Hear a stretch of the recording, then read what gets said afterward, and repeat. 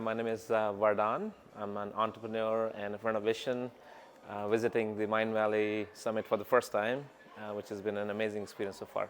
Sure, yeah. I mean, AI is a super hot topic, and there's so much written on it or covered on it all the time. And as a tech entrepreneur, I'm just constantly looking at all kinds of information. But at the same time, coming here and listening to people like Dominic or Andre or Manon and even Vishen, there's just so much practical things that are happening now, things that they're doing and using in their lives, and how it's changing, even their roles and their, companies. I think that's been the most insightful to me because, again, how do you apply AI, right? How do you apply AI to your daily life, in your personal life, in your career?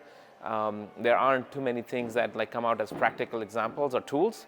I can tell you I've got a list of about 15 tools that I've written down that I haven't even heard of, and I can tell you that I've been, pretty much reading about AI every day. So that's just been fabulous for me.